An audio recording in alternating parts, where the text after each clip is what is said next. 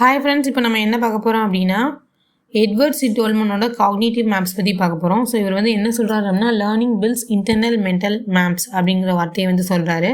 So learning வந்து ஒரு mental maps வந்து குழந்தைங்க மனசில் வந்து இருக்கும், ஒரு மென்டல் மேப் வந்து ப்ரொடியூஸ் பண்ணும்.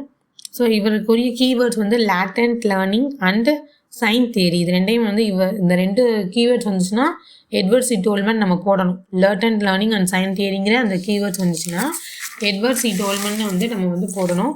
இவர் வந்து என்ன ரிசர்ச் பண்ணியிருக்காரு அப்படின்னா, என்ன செஞ்சுருக்காரு அப்படின்னா, ஒரு மெய்ஸ் மேப் வந்து வச்சுருக்காரு. ஒரு மெய்ஸ் மேப்னா என்ன அப்படின்னா, நம்ம சிறுவர் மலரில் இந்த கொசன் வழி இருக்கும், இந்த எலி இங்கே எப்படி போகும், அந்த பூனை அங்கிட்டு எப்படி போகும், இந்த பாப்பா எப்படி இங்கிட்டு வருவா அப்படின்னு சொல்லி நமக்கு காட்டும் இல்லையா, அந்த மாதிரி ஒரு மேப்பு வந்து இருக்குது, மெய்ஸ் மேப்பு.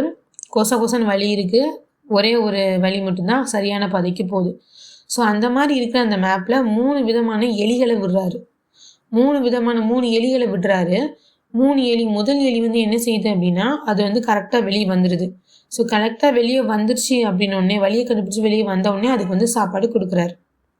2வது எலி வந்து வெளியே வந்தாலும் சரி வரலைனாலும் சரி அதுக்கு சாப்பாடு கொடுக்கல, பாவம்.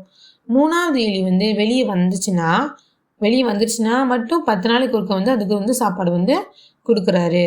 ஸோ இதுதான் வந்து அவர் வந்து செய்கிறாரு. இந்த 3 எலிகளையும் வந்து அவர் வந்து நல்லா அப்சர்வ் பண்ணுறாரு. அப்சர்வ் பண்ணும்போது முதல் எலி என்ன செய்யுது, ஃபர்ஸ்ட் எலி வந்து என்ன செய்யுதுன்னா, வெளியே போனோன்னே அதுக்கு சாப்பாடு கிடச்சிருது இல்லையா, ரொம்ப சீக்கிரமாக லேர்ன் பண்ணிக்கிறது.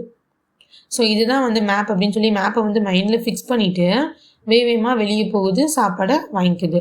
2வது எலி என்ன செய்யுது, சாப்பாடு எப்படின்னு நமக்கு கிடைக்காது, வெளியே போனால் என்ன போகலன்னு என்ன அப்படின்னு சொல்லிட்டு வெளியவே போகலை.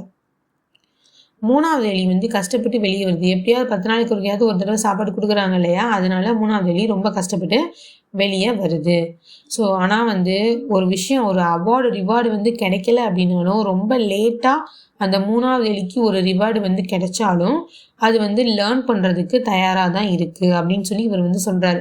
ஸோ நம்ம வந்து குழந்தைங்கள்ட்ட ஒரு மேப்போ டயக்ராமோ வச்சு நம்ம சொல்லிக் கொடுத்தோம்னா ஈஸியாக குழந்தைங்க வந்து அதை வந்து கற்றுக்குறோங்க. ஸோ குழந்தைங்க வந்து கற்றுக்கிறதுக்கு ரெடியாக தான் இருக்காங்க. அவங்களுக்கு ரிவார்டு வந்து சரியாக கிடைக்கல அப்படின்னாலும், லேட்டாக ரிவார்டு கிடைச்சாலும் குழந்தைங்க கற்றுக்கிறதுக்கு ரெடியாக தான் இருக்காங்க.